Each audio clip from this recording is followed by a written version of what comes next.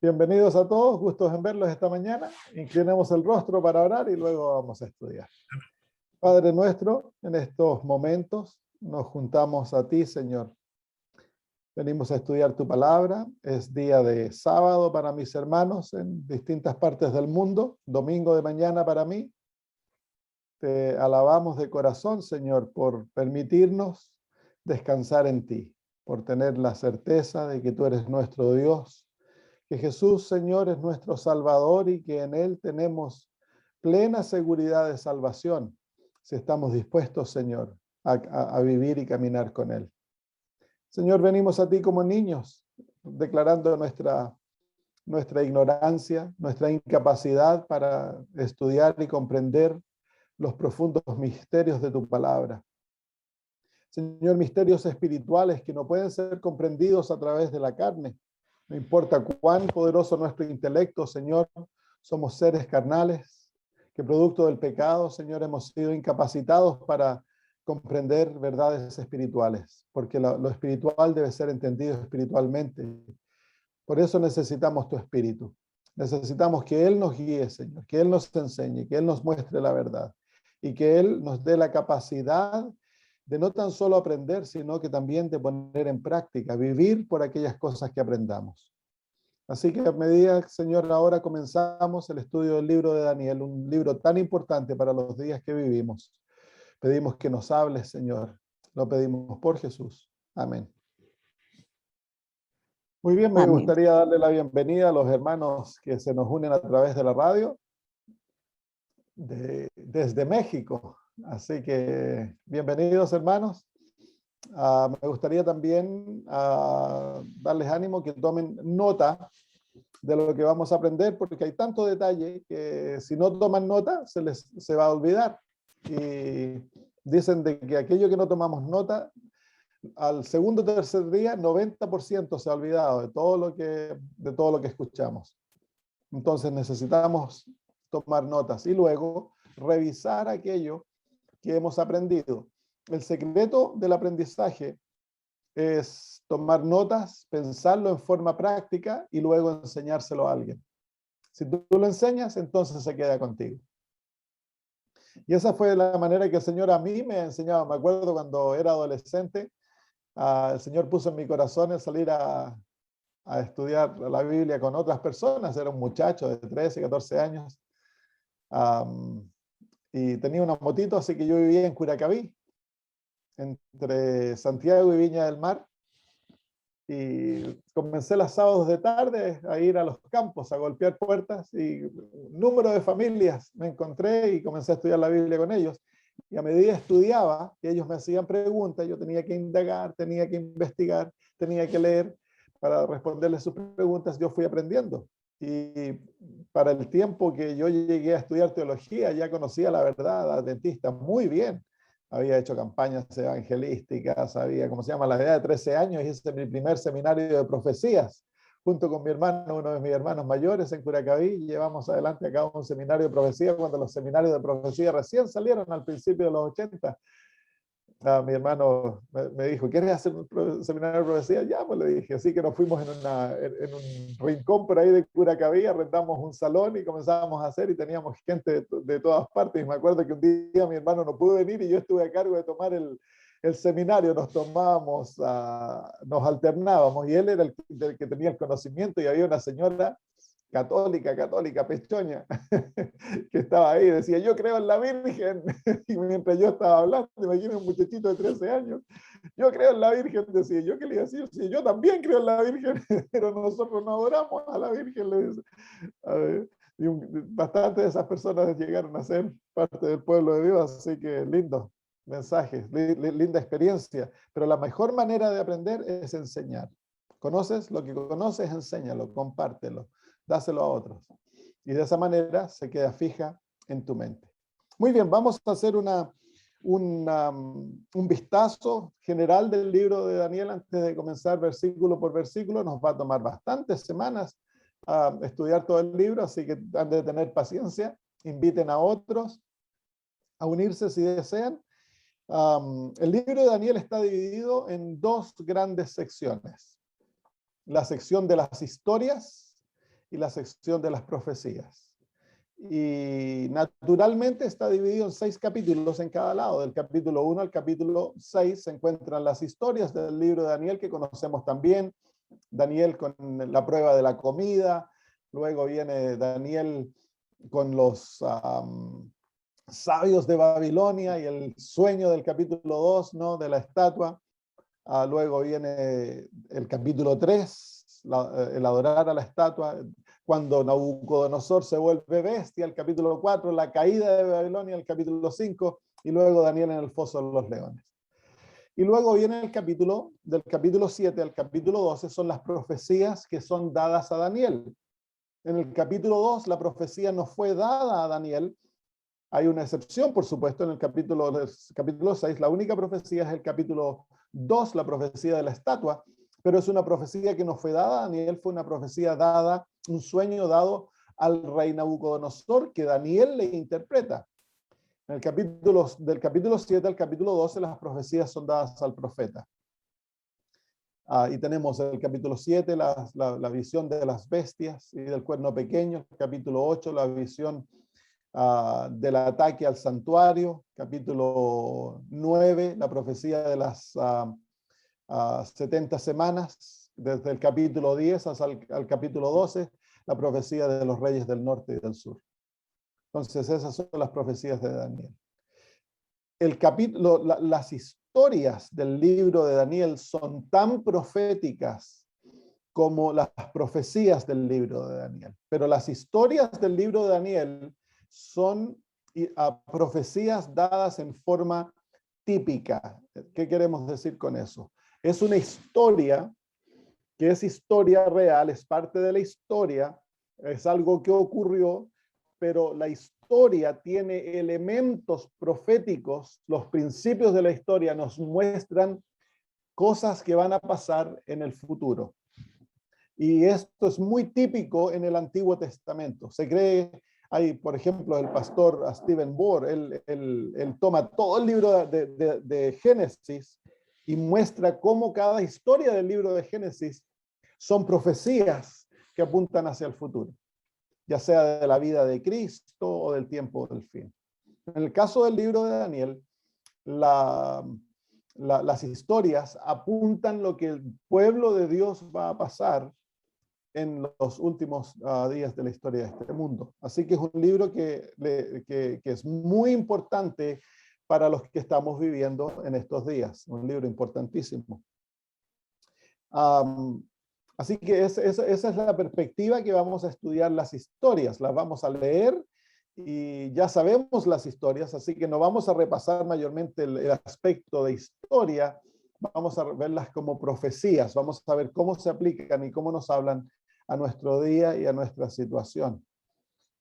El libro de Daniel comienza y tiene un contexto desde el año 605 al año 535 antes de Cristo. Es el libro que literalmente cubre los 70 años de la cautividad de Israel en Babilonia. Como sabemos, el libro de Jeremías, el profeta Jeremías profetizó que Israel iba a estar cautivo en Babilonia por 70 años. Y esa cautividad comenzó en el año 605, cuando nos dice que en el tercer año, el capítulo 1, versículo 1, dice que en el tercer año del reinado de Joacim, rey de Judá, vino Nabucodonosor, rey de Babilonia, a Jerusalén y la sitió. Ese es el año 605 antes de Cristo. Y encontramos a Daniel orando por el cumplimiento de la profecía en el año 537, 536 antes de Cristo, para que se cumpla la profecía de las 70 semanas. Así que Daniel vive aquellos 70 años. Y al final de aquellos 70 años, el rey Ciro permite de que Israel vaya de vuelta a su tierra, que fue un tremendo milagro. Pero proféticamente hablando, las profecías de Daniel van desde el año 605 hasta la liberación del pueblo de Dios antes de la segunda venida de Jesús. El libro de Daniel no nos lleva hasta la segunda venida de Jesús, el libro de Daniel nos lleva hasta la resurrección especial, que ocurre algunos días o algún tiempo antes de la segunda venida de Jesús. Eso lo vamos a hablar cuando lleguemos allá. Pero ese es el plano cronológico, profético del libro de Daniel. Cubre muchísimos detalles. Y las profecías del libro de Daniel, junto con las historias, es como poner un puzzle junto, ir armando un puzzle, y a medida se va armando el puzzle, cuando lo hemos terminado el libro de Daniel, tenemos un cuadro profético muy abarcante y muy maravilloso. Entonces, se requiere paciencia y se requiere tener el poder de investigación para poder comprender lo que Dios nos dejó en el libro de Daniel. Las profecías de Daniel son simbólicas, así que se han de estudiar de acuerdo a los principios de simbolismo. Las historias de Daniel son historias literales, pero escritas en forma de un tipo, esperando que venga un antitipo. Entonces, el tipo es la historia real, el antitipo es el cumplimiento profético de esta historia. Por ejemplo, cuando Abraham va a sacrificar a su hijo, es una historia típica, es un tipo de Jesús siendo sacrificado por nosotros y el Padre entregándolo para nuestro sacrificio. Entonces la historia es cumplida en el antitipo con la muerte de Jesús. Y entonces aprendemos nosotros detalles importantes de la muerte de Jesús al estudiar la historia de Abraham sacrificando a su hijo. Y vemos cuánto el Padre sufrió, Dios el Padre sufrió al entregar a Jesús para ser sacrificado por nosotros.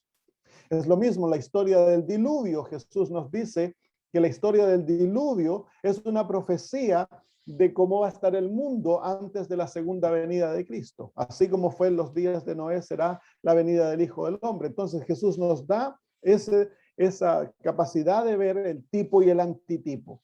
La historia es una profecía dada en forma de historia que va a ser cumplida por el antitipo, y ahí se encuentra. Entonces nosotros aprendemos detalles importantes de lo que va a ocurrir en el tiempo del fin viendo estas historias.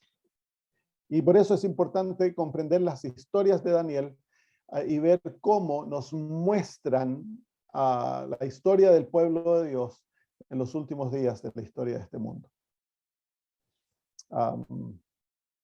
Muy bien. Eso básicamente los detalles de un vistazo general del libro. Hay otras cosas que decir, pero las vamos a ir cubriendo a medida que vamos avanzando. Vamos entonces a leer el capítulo 1. Capítulo 1. En el tercer año del reinado de Joacim, rey de Judá, vino Nabucodonosor, rey de Babilonia, a Jerusalén y la sitió. Y el Señor entregó en sus manos a Joacim, rey de Judá, y parte de los utensilios de la casa de Dios, y los trajo a tierra de Sinar, a la casa de su Dios, y colocó los utensilios en la casa del tesoro de su Dios. Y dijo el rey a Aspenaz, jefe de sus eunucos, que trajese de los hijos de Israel, del linaje real de los príncipes, muchachos en quienes no hubiese tacha alguna, de buen parecer, enseñados en toda sabiduría, sabios en ciencia y de buen entendimiento, e idóneos para estar en el palacio del rey, y que les enseñase las letras y la lengua de los caldeos. Y les señaló el rey ración para cada día, de la provisión de la comida del rey, y del vino que el rey bebía, y que los criase 3 años, para que al fin de ellos se presentasen delante del rey. Entre estos estaban Daniel, Ananías, Misael y Azarías, de los hijos de Judá. A estos el jefe de los eunucos puso nombres, puso a Daniel Beltasar, a Ananías Sadrac, a Misael Mesac y a Azarías Abednego. Y Daniel propuso en su corazón no contaminarse con la porción de la comida del rey ni con el vino que él bebía. Pidió tanto al jefe de los eunucos que no se le obligase a contaminarse. Y puso Dios a Daniel en gracia y en buena voluntad con el jefe de los eunucos. Y dijo el jefe de los eunucos a Daniel: temo a mi señor el rey, que señaló vuestra comida, y vuestra bebida, pues luego que él vea vuestros rostros más pálidos que los de los muchachos que son semejantes a vosotros, condenaréis para con el rey mi cabeza. Entonces dijo Daniel a Melzar, que estaba puesto por el jefe de los eunucos sobre Daniel, Ananías, Misael y Azarías: te ruego que hagas la prueba con tus siervos por 10 días y nos des legumbres a comer y agua a beber. Compara luego nuestros rostros con los rostros de los muchachos que comen de la ración de la comida del rey, y haz después con tus siervos según veas. Consintió pues con ellos en esto y probó con ellos 10 días. Y al cabo de los 10 días pareció el rostro de ellos mejor y más robusto que el de los otros muchachos que comían de la porción de la comida del rey. Así pues, Melzar se llevaba la porción de la comida de ellos y el vino que habían de beber, y les daba legumbres. A estos 4 muchachos Dios les dio conocimiento e inteligencia en todas las letras y ciencias, y Daniel tuvo entendimiento en toda visión y sueños. Pasados pues los días, al fin de los cuales había dicho el rey que los trajesen, el jefe de los eunucos los trajo delante de Nabucodonosor. Y el rey habló con ellos, y no fueron hallados entre todos ellos, otros como Daniel, Ananías, Misael y Azarías. Así pues, estuvieron delante del rey. En todo asunto de sabiduría e inteligencia que el rey les consultó, los halló 10 veces mejores que todos los magos y astrólogos que había en todo su reino. Y continuó Daniel hasta el año hasta el año primero del rey Ciro. Muy bien. Entonces esa es la historia del capítulo 1. Siempre cuando vamos a estudiar la Biblia es bueno leer todo lo que vamos a estudiar y luego volver y analizar versículo por versículo, porque así tenemos un contexto. Se dice que un texto sin su contexto es un pretexto. Entonces hemos de aprender a estudiar las Sagradas Escrituras siempre con su contexto y permitir que el contexto interprete los textos que estamos estudiando cuando son difíciles. Y si el texto que acabamos de leer, que rodea el texto, no nos da la capacidad de entender, entonces vamos más allá del texto que rodea, buscando una interpretación, un significado de lo que estamos estudiando. Es uno de los principios del estudio de la Biblia. El permitir que la Biblia se interprete a sí misma. La Biblia es su propio intérprete. La labor del estudiante de la Biblia no es imponer sus conclusiones personales sobre la Biblia, porque las Sagradas Escrituras nos dice el apóstol Pedro de que las profecías de las Sagradas Escrituras no son de interpretación privada, sino que nosotros, el deber que Dios nos ha dado es investigar las Sagradas Escrituras para encontrar el significado de lo que Dios nos ha entregado. Entonces, nosotros venimos a las Sagradas Escrituras no como autoridades, nosotros venimos a las Sagradas Escrituras como aprendices y venimos como investigadores. Hemos de investigar lo que Dios dice. Y las Sagradas Escrituras no han de ser estudiadas con un espíritu de yo sé lo que dice. Hemos de venir a las Sagradas Escrituras en forma humilde. Hemos de acercarnos a ella como nos acercaríamos a Dios. Hemos de venir a ellos humildemente y someternos a la autoridad de la Biblia. Y aquí se cometen muchos errores. Porque muchas veces venimos a las Sagradas Escrituras con ideas preconcebidas y queremos queremos que la Biblia se adapte a nuestras ideas preconcebidas. Hemos de dejar que la Biblia hable. Entonces, hay herramientas que se usan para estudiar las Sagradas Escrituras. La primera herramienta es la Biblia, y la más importante. La segunda herramienta que se usa para estudiar la Biblia, que es muy importante, es una concordancia. Y ahora es tan fácil, ustedes ¿cómo se llama? En las computadoras pueden bajar un programa de la Biblia y ahí pueden buscar todas las palabras. Entonces hay concordancia por palabras, concordancias temáticas, y es tan fácil hacerlo a través de la Biblia. Entonces nosotros estudiamos también diccionarios bíblicos que nos dan los significados de las palabras. Son herramientas necesarias para estudiar y comprender la Biblia. Luego tenemos el espíritu de profecía, lo que la profeta dice en cuanto a la Biblia. Entonces, cuando yo estoy en duda, busco las sagradas, trato de oro, le pido al Señor que me dé entendimiento y uso mis poderes intelectuales para buscar significado a través de las Sagradas Escrituras, comparo texto con texto, veo qué luz me da las Sagradas Escrituras en cuanto a los textos que estoy estudiando. Pero si aún hay confusión, entonces voy al espíritu de profecía y busco. Y si el espíritu de profecía muestra lo que el texto significa, entonces lo tomo como algo correcto. Someto mis conclusiones a aquellas conclusiones, porque una es inspirada. Y luego yo puedo usar comentarios, pero los comentarios no son autoritativos, los comentarios son guías.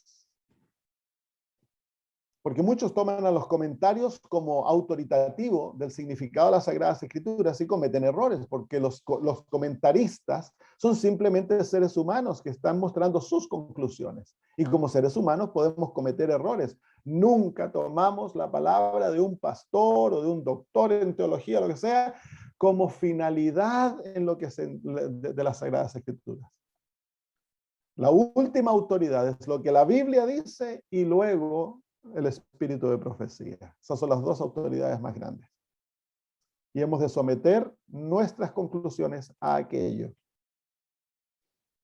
Entonces, vamos a tomar el versículo número 1. Así que esas son las herramientas. Tienen que tener herramientas para estudiar la Sagrada Escritura. Lo mismo si ustedes van a cavar un hoyo y no tienen pala, les va a tomar mucho tiempo para cavar el hoyo si lo hacen con los dedos, ¿no? Si se tienen herramientas, si se saben usar las herramientas, entonces se descubre mucho. Los diccionarios, los comentarios, no los comentarios, sino que las concordancias, no sé cómo se llaman en español, los léxicons. Los léxicons son los que nos dan todos los significados de las palabras en griego, hebreo y arameo, que son los lenguajes en cuales el libro de la Biblia está escrito. ¿Por qué es importante también tener un léxico? Es porque las palabras originales muchas veces tienen mucho significado. Por ejemplo, hay palabras hebreas. El lenguaje hebreo era un lenguaje muy limitado. Se cree que más o menos tenía alrededor de 7.000 a 12.000 palabras. Muy limitado. Pero entonces cada palabra está cargada con significado.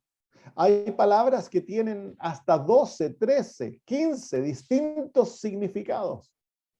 Entonces, cuando alguien está traduciendo las Sagradas Escrituras del idioma original ¿cómo se llama? Al español o al inglés, tiene que escoger una de esos significados, no puede poner todos. Y es por eso de que el tener distintas versiones, nos ayuda a comprender la expansión de las palabras originales. Entonces es importante usar aquello, el comprender, el tener distintas traducciones de la Biblia. Hay algunos que dicen, no, tan solo una traducción es la traducción inspirada, que aquí, que allá.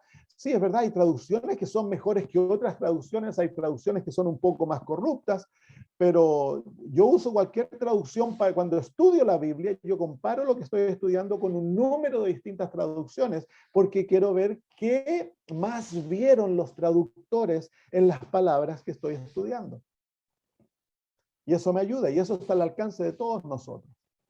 Y tener un buen lexicón nos ayuda a ver entonces, por ejemplo, se toma una palabra y se va y se ve lo que dicen los eruditos del conocimiento de los idiomas originales. Y eso te va a ayudar a ver otras palabras. ¿Qué más el texto dice? Así que ya, esas son las herramientas. Vamos al versículo 1 y ya nos tiramos. En el tercer año del reinado de Joaquín, rey de Judá, vino Nabucodonosor, rey de Babilonia, a Jerusalén y la sitió. Así que esto es una referencia histórica. Nos da un momento cronológico en la historia, el tercer año del reinado de Joacim. Joacim reinó por 11 años y el tercer año de su reinado fue el año 600, desde el año 606 al año 605. Pero evidencia histórica para esta intervención de Nabucodonosor en los asuntos de Israel no hay. Eso no quiere decir que el texto esté equivocado, pero no hay mucha evidencia. Se sabe de que Nabucodonosor estaba en campaña en Canaán y había hecho algunas guerras contra Egipto, y que en el año 605 su padre muere y él tiene que ir de vuelta rápidamente a Babilonia para tomar el poder, porque podrían usurparlo. Entonces él deja el ejército en Canaán, va él de vuelta con un equipo de soldados, toma el poder, y en el camino de vuelta entonces ellos traen a los prisioneros, que se muestra aquí. Pero no hay evidencia histórica de que él haya sitiado a Jerusalén. Eso no quiere decir de que no es verdad. La Biblia la tomamos como la máxima autoridad, porque muchas veces, y en la gran mayoría de las veces, la historia va persiguiendo a la Biblia. ¿Qué queremos decir con eso? Hay muchos, por ejemplo, por muchos años se dudó la existencia del rey Belsasar, y se mostraban, los eruditos mostraban de que era uno de los mitos de la Biblia, que había un rey Belsasar. Pero eventualmente se encontró información, la arqueología encontró información en cuanto a Belsasar, y encontraron mucha información, tanto que es uno de los reyes de la antigüedad que más se conoce ahora. Y así hay tantos detalles bíblicos que la historia ha ido siguiendo a la Biblia. Entonces, hacemos bien simplemente en creer lo que las Sagradas Escrituras dicen. ¿Por qué? Porque es la palabra de Dios. Dios no miente. Entonces, los detalles, muchos dicen, pero no hay prueba histórica para creer esto. Nosotros no necesitamos prueba histórica o prueba científica para creer en las Sagradas Escrituras. Nosotros hemos de creer en las Sagradas Escrituras porque es la palabra de Dios, y la Biblia da mucha evidencia en ella misma que es la palabra de Dios. Entonces, cuando esa evidencia se presenta, nosotros hemos de someternos a la autoridad de las Sagradas Escrituras. Es la palabra de Dios. Hoy en día vivimos en un ambiente en el cual todo tiene que ser probado por la ciencia y por la historia, como que la ciencia y la historia fuera infalible. Y cuando nosotros vemos la realidad, nos damos cuenta de que la ciencia es infalible, no es infalible. Lo opuesto, si tú estudias la ciencia de hoy y la comparan con lo que los científicos creían 50 años atrás, la ciencia ha cambiado muchísimo. Entonces, hacemos bien en tener plena fe en las Sagradas Escrituras y no confiar en el hombre, porque el hombre cambia. Así que el tercer año del reinado de Joaquín es el año 605 antes de Cristo. Y dice, vino Nabucodonosor, rey de Babilonia, a Jerusalén y la sitió. Ahora, nosotros aquí estamos leyendo el testimonio de alguien que vivió aquello, es Daniel. Y lo interesante del libro de Daniel es que contiene muchos testimonios o varios testimonios que tan solo alguien viviendo los eventos podía testificar. Por ejemplo, cuando Jerusalén cayó, Babilonia cayó, Daniel nos cuenta lo que el rey y su consortes estaban haciendo antes que Babilonia cayera. Y nos cuenta con pelo de detalles lo que ocurrió. Nadie podría haber contado eso ni dicho esos detalles a no ser que hubiesen estado dentro de la corte cuando todo aquello ocurrió. Entonces, el libro de Daniel es escrito como un testimonio personal de lo que ocurre en aquellos 70 años. Es muy interesante. Babilonia es sitiada, Jerusalén es sitiada por Nabucodonosor, y en el versículo 2 dice, y el Señor entregó en sus manos a Joacim, rey de Judá, y parte de los utensilios de la casa de Dios, y los trajo a tierra de Sinar, a la casa de su Dios, y colocó los utensilios en la casa del tesoro de su Dios. Ahora, en la historia se conocen muy bien dos de los sitios de Jerusalén por Nabucodonosor. El año 597 es la segunda vez que viene Nabucodonosor a Jerusalén, y el año 586 antes de Cristo es el año en que Babilonia destruyó a Jerusalén totalmente, la arrasaron totalmente, destruyeron el templo todo y se llevaron a todo Israel cautivo. Le habían dado la oportunidad de permanecer, pero como Israel se rebeló varias veces contra Nabucodonosor, eventualmente la arrasó totalmente y se llevó a Israel totalmente cautivo y dejó a los más pobres de la nación como un remanente en la tierra. Así que los tres sitios de Jerusalén, 605, 597 y 586 antes de Cristo. ¿Por qué es que Dios permite, dice, y el Señor entregó en sus manos a Joacim, rey de Judá? Aquí tenemos que Dios entrega al pueblo de Dios a que sea conquistado por un rey pagano. Y el rey pagano ve esto como una victoria de su rey, el rey de su Dios, el Dios Nebo, sobre el Dios de los israelitas, a Jehová. Entonces, por eso él lleva elementos del templo de Jerusalén y los pone en el templo de su Dios, porque en su mente el Dios Nebo es más poderoso que el Dios Jehová. Y Dios ahora, nosotros estamos viendo, ¿no? Nosotros, el que lee sabe que es Jehová el que le entregó el poder. Si no hubiera sido Jehová el que se lo entrega, Nabucodonosor no podría haber hecho nada. Pero eso él no lo sabe, porque él es un rey pagano.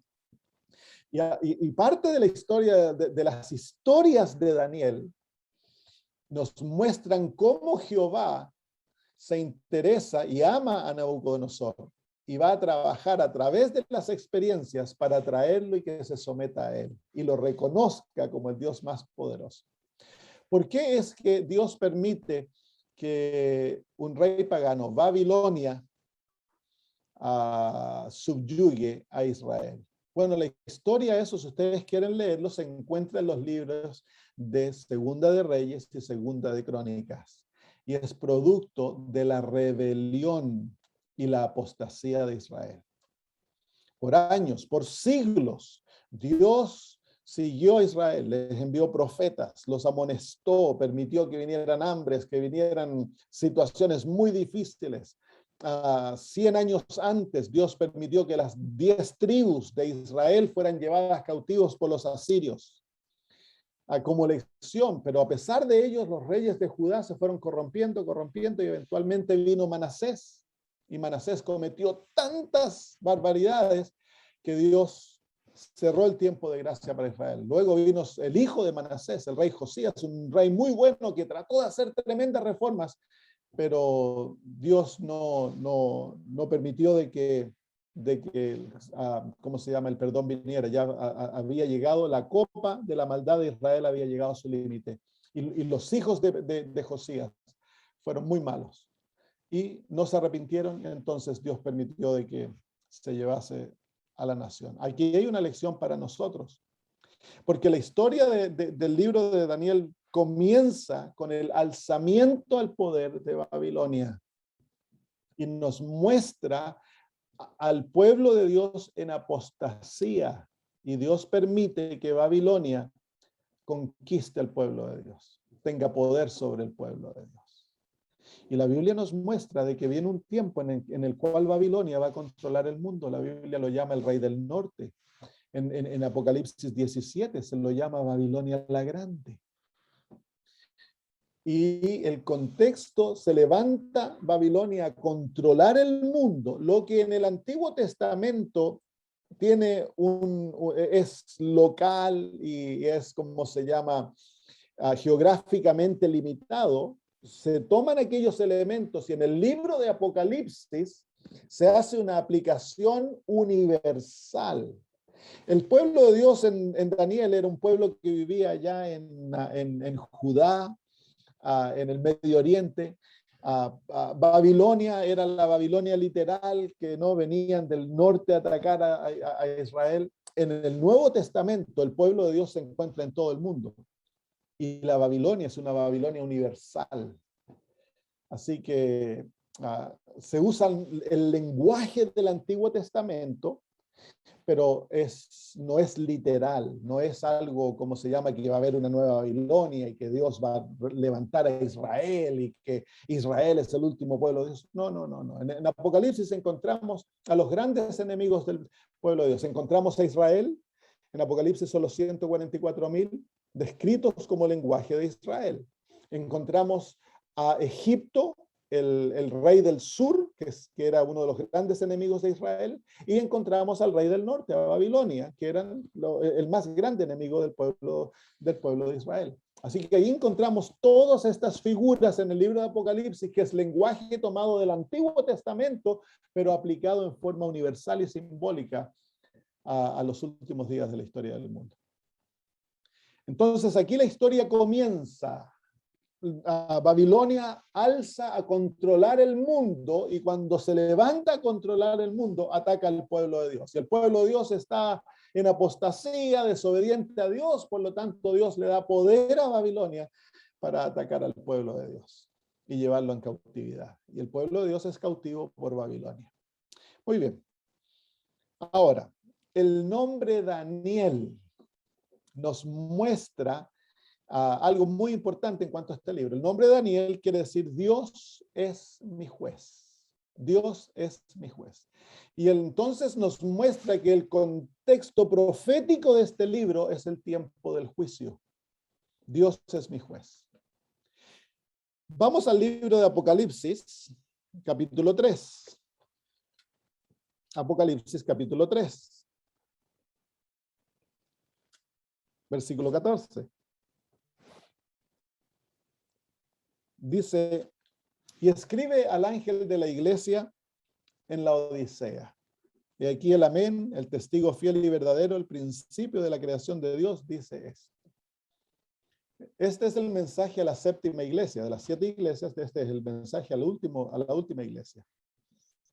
Y el nombre de esta iglesia es la Odisea, que traducido al español quiere decir el pueblo del juicio o el juicio del pueblo. Así que Daniel, el libro de Daniel y el mensaje a la Odisea van juntos. ¿Por qué? Porque Daniel dice, Dios es mi juez. Y cuando vemos el tema del libro de Daniel, uno de los temas más centrales de Daniel es el juicio. Y entonces aquí vemos, Daniel es la historia que se escribe en forma profética del pueblo de Dios viviendo en la época del juicio y especialmente viviendo hacia el fin de aquel juicio.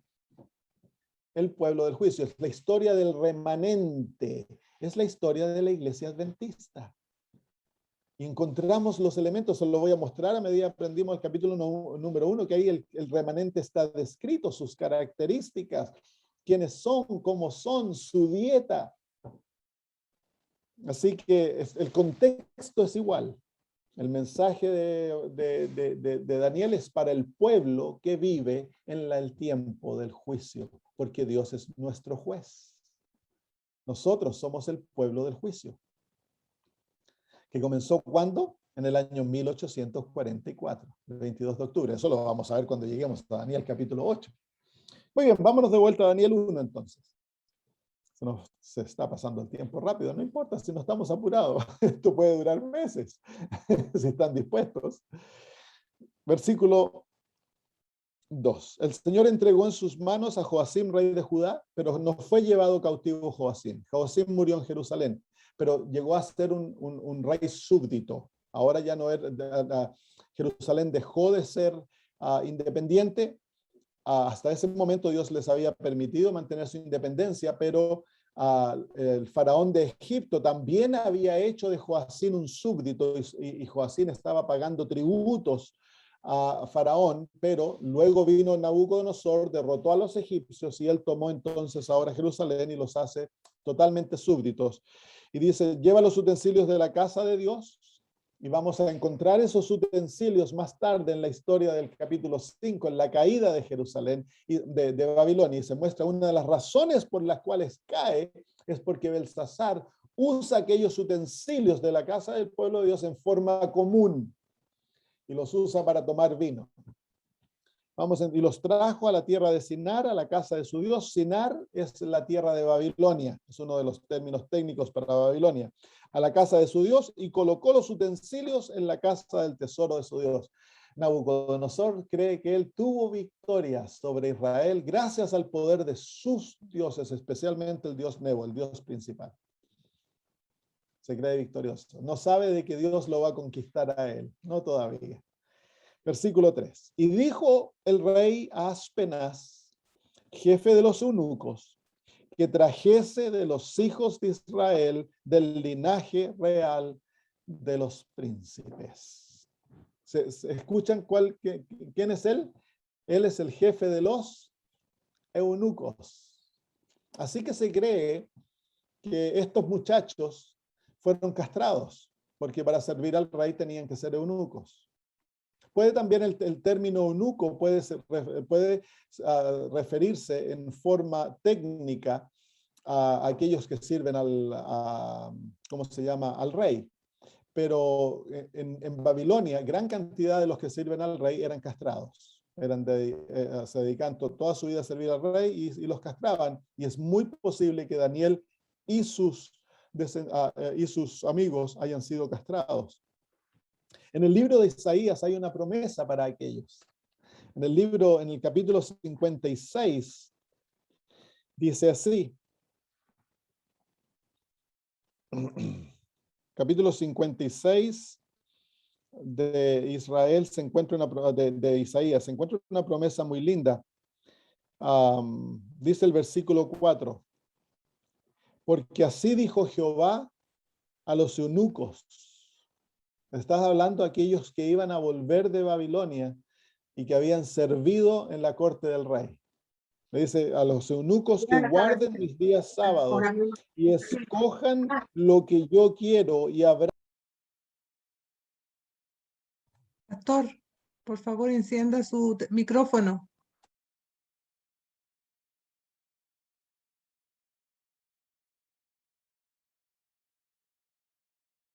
Ok, ahí está. ¿Alguien me apagó el micrófono? Sí, disculpe, pastor. No, está bien. Entonces, dice, el versículo 5 dice, y yo les daré lugar en mi casa y dentro de mis muros, y nombre mejor que el de hijos e hijas, nombre perpetuo les daré, que nunca perecerá. Entonces ahí Dios les da una promesa a estos eunucos, que iban a ser eunucos producto de la cautividad. Versículo 4 de Daniel 1. Dice, muchachos, a quienes no hubiese tacha alguna, de buen parecer, enseñados en toda sabiduría, sabios en ciencia y de buen entendimiento, e idóneos para estar en el palacio del rey, y que les enseñase las letras y la lengua de los caldeos. Entonces aquí la orden es de traer de la línea real príncipes de Israel, lo mejor de Israel, iban a ser tomados y llevados a Babilonia, y el propósito era de entrenarlos a ser babilónicos. La manera que Babilonia reinaba, y muchas de las culturas antiguas lo hacían, ellos conquistaban una nación, llevaban de la gente de la clase alta, se llevaban prisioneros, los entrenaban por años, les cambiaban su manera de pensar, y luego ellos los devolvían a su tierra y los hacían gobernadores. Y de esa manera ellos aminoraban el peligro de revoluciones, porque la gente se sentía cómoda porque estaban siendo gobernados por su propia gente, pero la mentalidad de los gobernadores ahora era babilónica, no era israelita. Habían sido pasados por un proceso de lavado de cerebro y de reeducación. Entonces vemos a Babilonia que cuando comienza a gobernar el mundo, Babilonia busca reeducar al pueblo de Dios, cambiar su manera de pensar, que se sometan a los principios babilónicos, que acepten la doctrina, la educación de Babilonia. Y de esa manera, entonces Babilonia puede volverlos a la iglesia y la iglesia remanente cree ser remanente, pero realmente está viviendo de acuerdo a los principios de Babilonia. Y eso lo vamos a ver más tarde cuando estudiemos el capítulo 11, de que Dios predijo de que el remanente iba a ser atacado. Entonces, el versículo 4 nos muestra el tipo que era Daniel y sus amigos. Eran muchachos que no tenían tacha alguna, físicamente eran hermosos, eran de buen parecer, habían sido bien entrenados, a pesar de que eran jóvenes, habían sido bien entrenados, eran de sabiduría, sabios en conocimiento y de buen entendimiento, y eran idóneos. Así que estos muchachos daban testimonio del hogar en el que ellos habían crecido. Daniel y sus amigos eran parte del remanente fiel de Israel. Ellos nos habían sometido a la idolatría y a la apostasía que estaba en Israel. Ustedes lean el libro de Ezequiel, lo que se hacía dentro del templo en los días de cuando Daniel creció como muchacho. Y Daniel debe haber tenido unos 15 años más o menos, era un muchachito. Pero en su mente, él ya era adulto, él ya había hecho su decisión de seguir a Dios y sus amigos también. Se habían entregado al servicio de Dios y a pesar del tremendo dolor de haber sido separados de su familia, haber destrucción, a lo mejor sus padres habían sido muertos, ellos no se dieron autorización para pecar contra Dios producto de los malos hechos que habían ocurrido.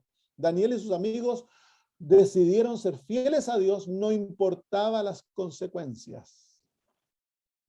Entonces estos muchachos se dieron cuenta del peligro que ellos confrontaban al llegar a Babilonia.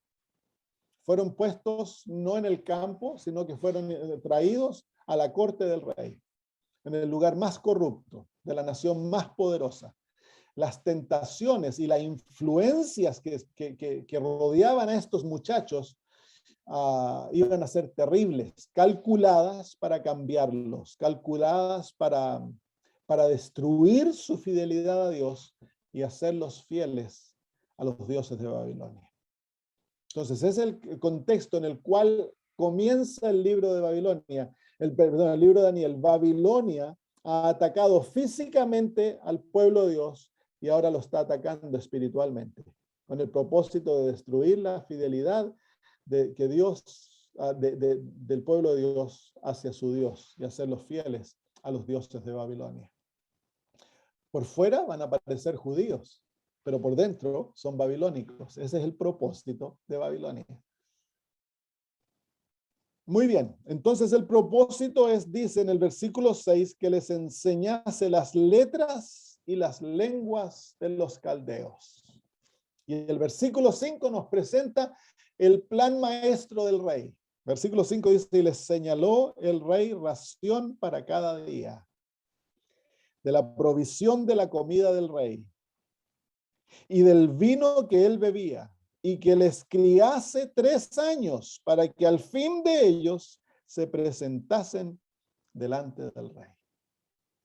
Así que estos muchachos llegan siendo esclavos. Imagínense, han caminado por meses a través del desierto en una carroza de esclavos que están siendo llevados de vuelta a Babilonia.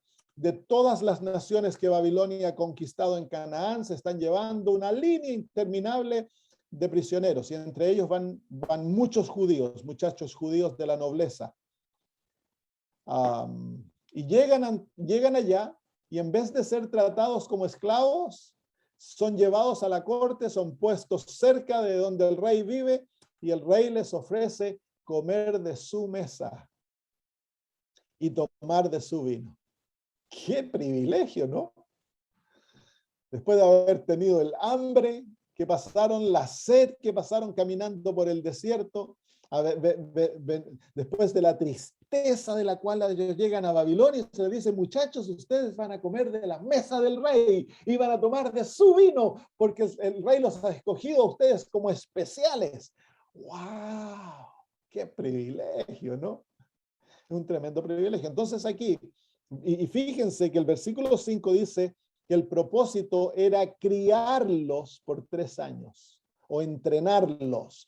Había un proceso de reentrenamiento que duraría 3 años. Era como que los estaban criando nuevamente estos muchachos. Estos muchachos tenían que aprender a pensar como Babilonia, tenían que aprender a vivir como Babilonia y tenían que aprender a comer y a tomar como Babilonia.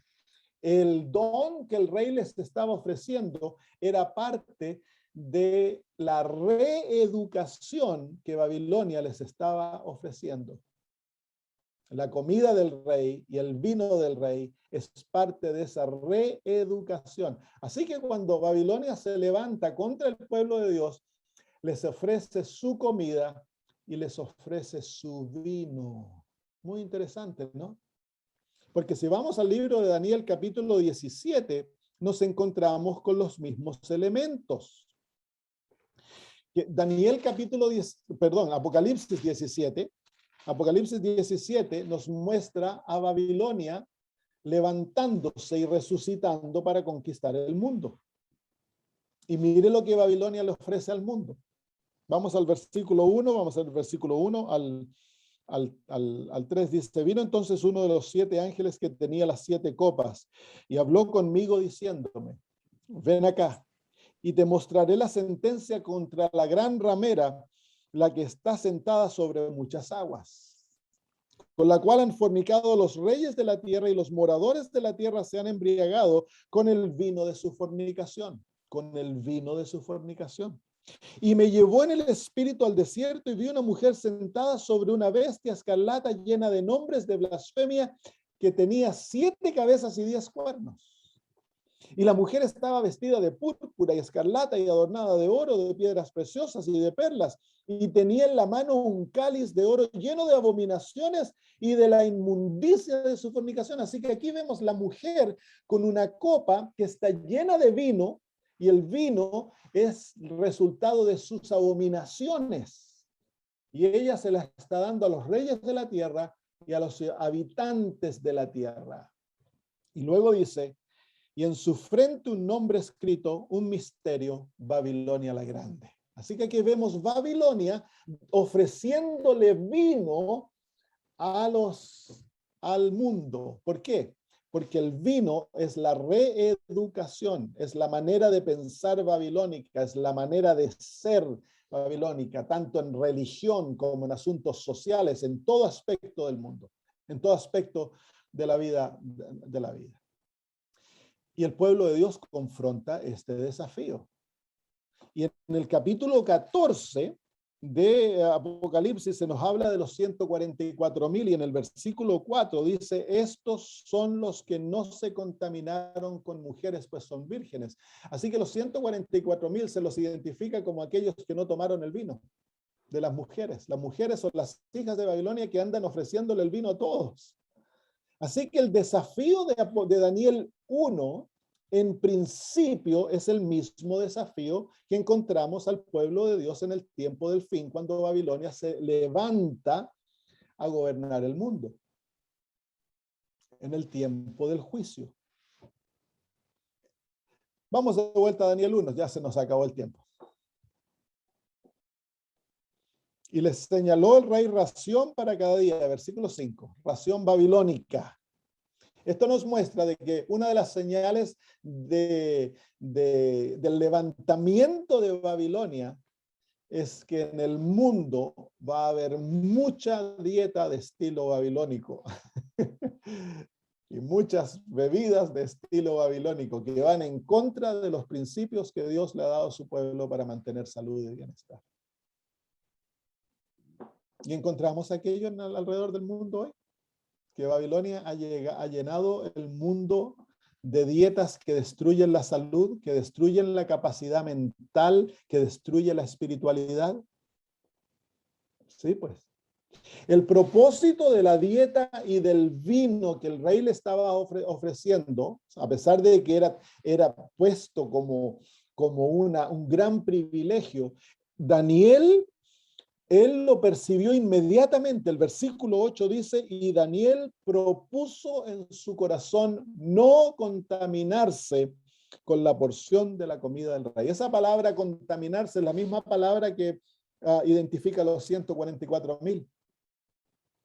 No contaminarse. Él entendió que el participar de la comida del rey iba a traer resultados muy profundos hacia su cuerpo, su conciencia y su vida espiritual.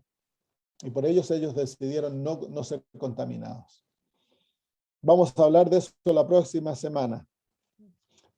Terminemos con el versículo 6. Identifiquemos a este pueblo. Dice, ya, entre estos estaban Daniel. La palabra Daniel quiere decir Dios es mi juez. Ananías. Ananías, su nombre significa Dios ha favorecido. Así que encontramos aquí un pueblo que viven en el tiempo del juicio a quienes Dios ha favorecido. Y el nombre Misael dice, ¿quién es como Dios es? Así que encontramos a un pueblo que Dios desea que sean como Él. Y el nombre Azarías, dice, Jehová ayudó. Así que tenemos estos 4 nombres que describen la experiencia de este pueblo. Recuérdense, Daniel es un símbolo, Daniel y sus amigos son un símbolo de el remanente en el tiempo del fin. ¿Y cuál es el remanente? Vive en el tiempo del juicio, Dios es su juez. El remanente es quien a Dios ha favorecido, y ha favorecido Dios al remanente, pero claro, somos los que llevamos los oráculos que Dios ha dado a su pueblo a través de todas las edades. Somos los que contenemos la ley de Dios, que Dios nos ha dado la verdad para predicarla a todo este mundo. Hemos sido favorecidos en conocimiento, de educación, de salud, en todo aspecto de la vida. Dios nos ha favorecido como pueblo. Y el propósito de todo esto es que seamos como Dios es, que tengamos un carácter como Cristo. El objetivo del pueblo de Dios es revelar a Dios ante todo el mundo. Que tengan un carácter como Cristo. Y para ello, Jehová nos va a ayudar, Azarías. Dios es el que nos va a ayudar. Entonces hemos de aprender de que como pueblo Dios tiene un plan exaltado para nosotros. Y lo interesante es que en Daniel 1 el pueblo es vegetariano.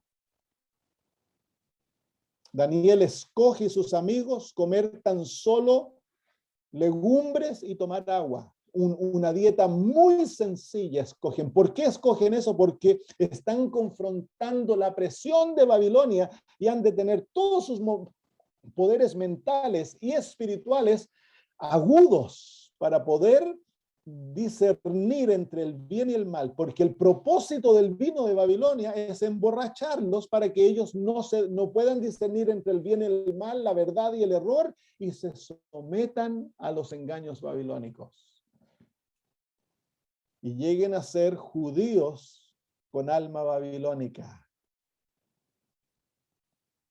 Y entre ellos, estos muchachos guardan la ley de Dios. Es por eso que ellos no se someten al rey.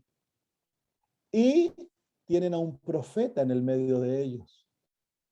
Daniel, Dios le dio el espíritu de profecía.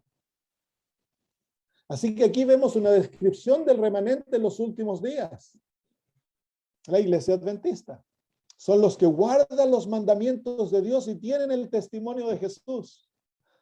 Y bien interesante, son 3 muchachos con un profeta.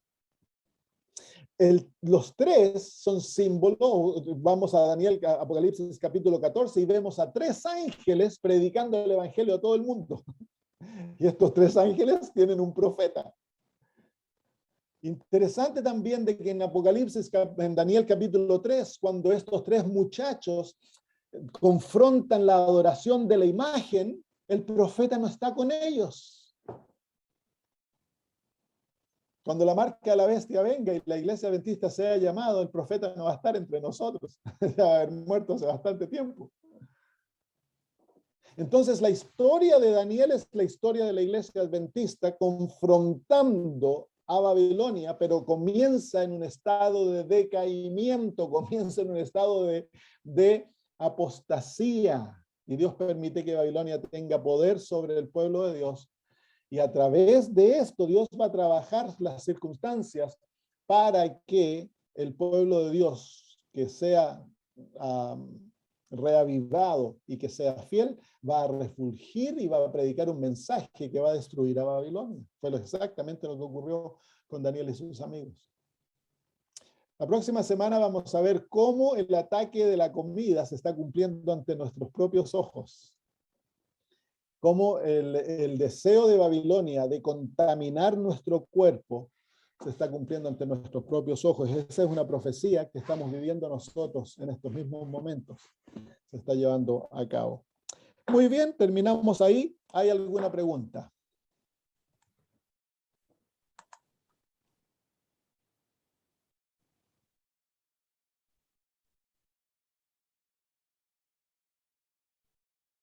¿Sí? Pastor. Augusto, tú levantaste la mano. Si quieren hacer, por favor, preguntas, pongan la manito arriba en el, ¿cómo se llama? En la pantallita, y así yo sé los que quieren decir. Augusto, tú estabas primero. Dale, hombre.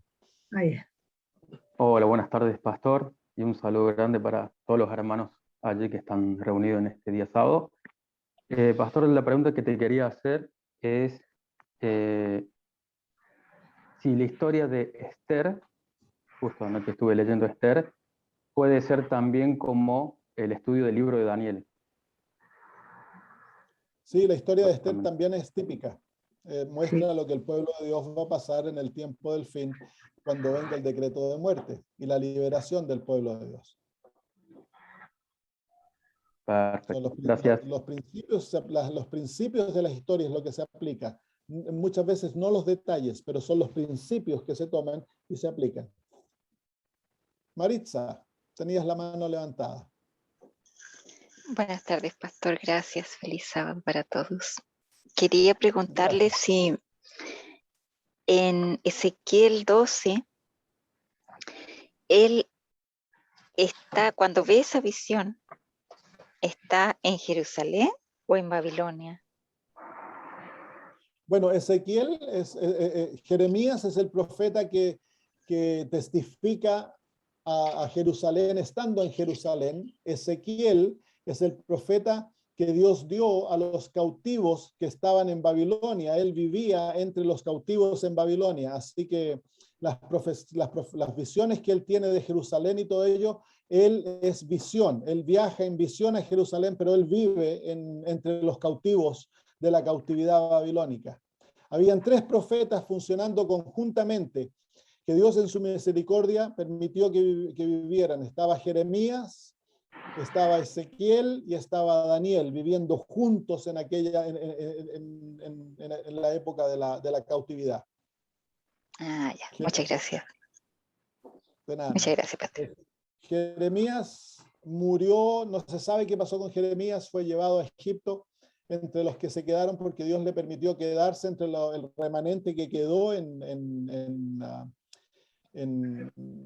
Israel, en Judá, pero ellos después se escaparon a Egipto y se lo llevaron a él. No se sabe después lo que pasó con Jeremías.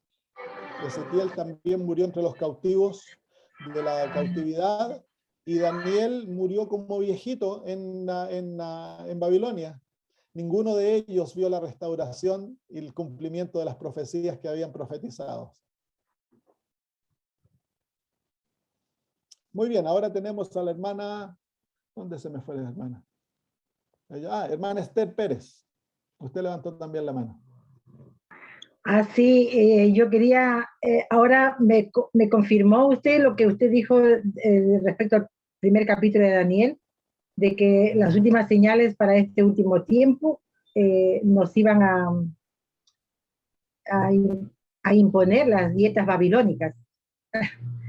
y estamos viendo que la enfermedad, esta pandemia del COVID y todo eso, y si están muriendo muchos de nuestros hermanos a causa de este virus, yo creo que es porque no hemos sabido alimentarnos bien, o no estamos llevando la reforma pro salud, como dice el espíritu de profecía, y claro, Babilonia en este último tiempo va a tratar de hacernos que comamos de la mesa del rey de Babilonia.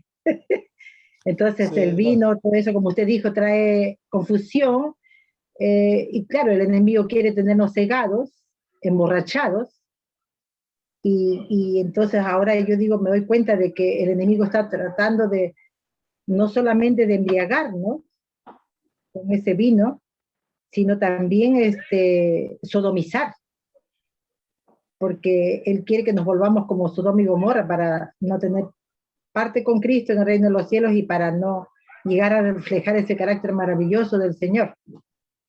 Es todo parte del vino. Lo vamos a estudiar la próxima semana cuando veamos aquello.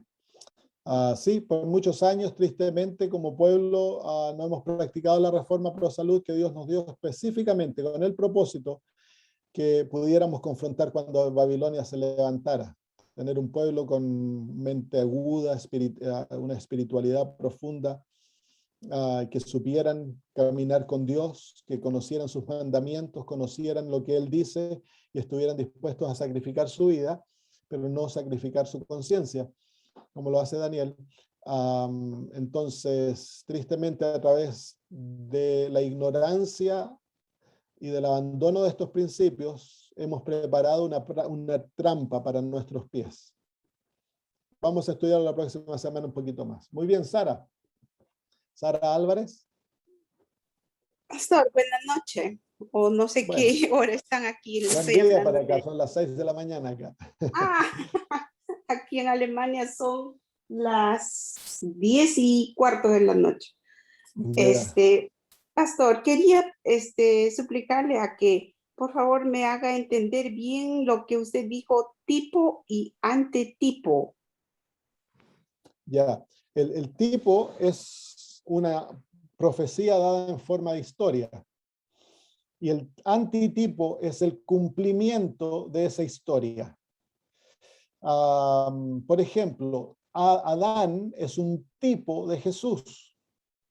Entonces se lo llama a Jesús el segundo Adán, porque hay paralelismos entre la vida de Jesús y la vida de Adán. Y Jesús es el cumplimiento perfecto de la vida de Adán. Entonces Adán es una profecía de Jesús. Eva es una profecía de la iglesia. Por ejemplo, cuando a Adán se le abre el costado para sacar a Eva, y Eva sale, pero para que Adán pudiera dar luz a Eva o naciera Eva, Adán tuvo que ser puesto en un sueño muy profundo comparativo a haber muerto. Y Jesús, para dar nacimiento a la iglesia, tuvo que morir y se le clavó una lanza en el lado de en su costado, y del agua y de la sangre que sale de ahí, es el agua que perdona y limpia a los pecadores y llegan a ser su iglesia. Entonces es un tipo y un antitipo, y la Biblia está llena de esos. Entonces cuando uno busca, por eso hay que leer la Biblia, léela, a pesar de que muchas veces no la entienda, léela, porque ¿qué es lo que hace el Espíritu Santo? Comienza a atar los nudos y uno comienza a ver estos paralelismos en las Sagradas Escrituras cuando uno está estudiando la Biblia, y es algo muy maravilloso. La realidad del tipo y el antitipo. Por ejemplo, Israel saliendo de Egipto. Toda la historia de Israel saliendo de Egipto es un tipo de la historia de la iglesia adventista. Y en muchos de los detalles que ocurren para Israel, hay un paralelismo de lo que ocurre en la iglesia adventista. Entonces, está lleno de eso, lleno. Por eso las Gracias. historias, de nada, hermano, las historias del Antiguo Testamento no son tan solo historias bonitas, son historias que son verdaderas, pero que Dios las escogió para dejarlas en las Sagradas Escrituras con un propósito profético. Gracias, pastor. De nada, hermana. Muy bien. ¿Hay alguna otra pregunta por ahí? Bien, oremos, hermanos. Lindo haber estado con todos ustedes.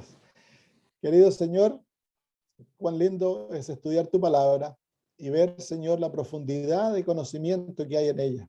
Y sin embargo, Señor, estamos simplemente sacando el polvo del significado y queremos darte gracias porque es lindo. Nos muestras, Señor, como tú ya lo previstes todo, dejaste todo el conocimiento necesario para no ser engañados, para no, Señor, caer en las artimañas del enemigo.